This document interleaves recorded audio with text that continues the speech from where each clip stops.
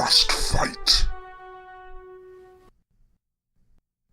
Just one more fight.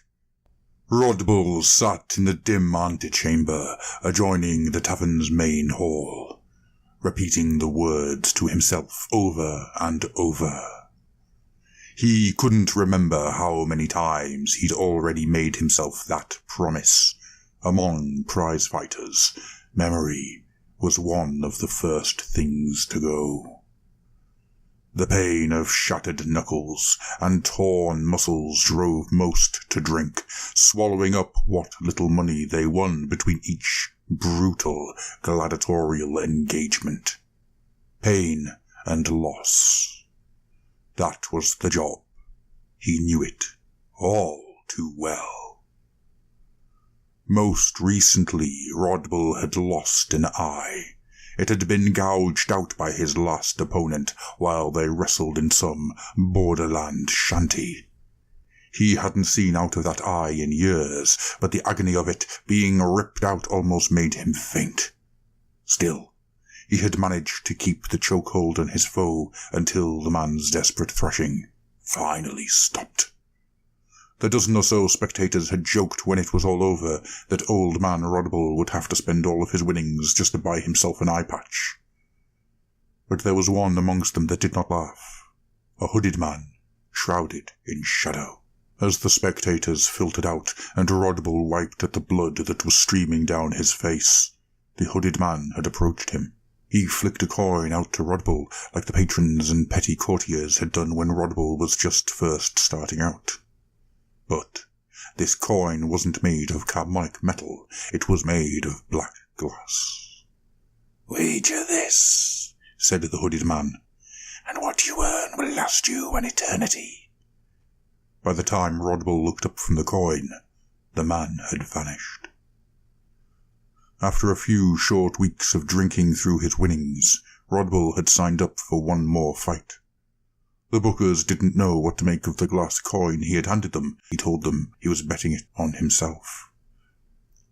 Considering the state he was in, they didn't expect to pay out anything.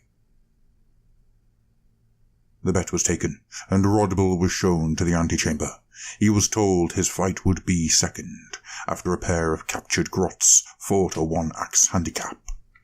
A roar of laughter, followed by the thud-thud-thud of drunkards banging on tables, told Rodbull that the grot fight was over. Then he heard a heavy iron key slotting into the lock of the antechamber's door. There was no turning back now. Just one more fight. The door swung open, and a portly bouncer beckoned. "You're up, One Eye." Rodbull walked out onto the main hall and looked upon his final audience. They seemed about the same as every other crowd, ruddy noses and rotting teeth, each face as indistinct as the next. There were about 30 all told, not including bookers and bouncers, more than most get for their finale. Another door opened with a clack, and Rodbull turned to see his opponent striding across the pig iron floor. He was twice the size of Rodbull and half the age. His broad chest bared and mouth curved into a sardonic grin. The crowd hushed in anticipation. They were expecting a swift and brutal show. A hammer struck an anvil somewhere behind Rodbull, signaling the start of the fight. His opponent thrust a foot outwards towards him with blinding speed, but Rodbull leaned sideways just in time to avoid being kicked across the room. He shifted his weight and launched a well-practiced jab.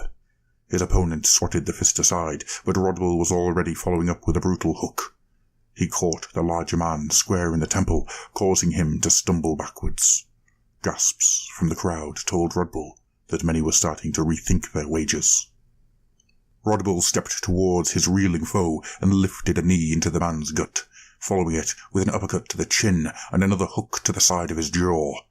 There was a crack of breaking teeth and knuckles, but Rodbull didn't feel any pain. Odd, he thought.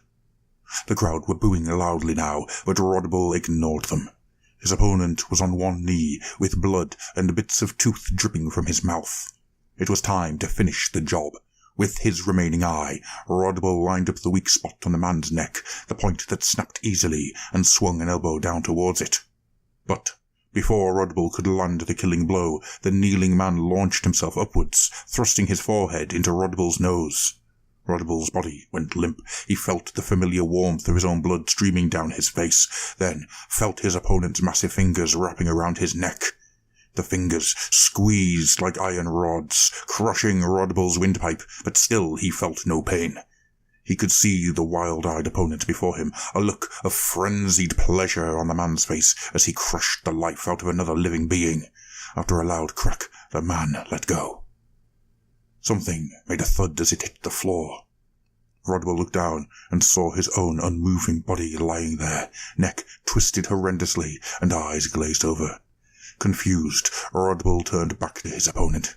He saw in the man's eyes a look of abject terror and heard a panicked din spreading through the tavern. Those in attendance were unsheathing daggers and dirks and shouting in startled disbelief, "Geist! Geist!" There was only one onlooker who remained calm, a hooded man who emerged from the shadows. He stepped unseen through the crowd of frightened men, past Rodbull's trembling opponent, and spoke. "There is just one more fight, Rodbull. It is against the living." The words penetrated Rodbull's mind, filling his soul until he could hear nothing else. The pain of his battered body was gone. The memories of his tattered life were no more. All that remained was that same echoing phrase, "Just one more fight." Rodbull raised his spectral claws and lunged towards his living prey.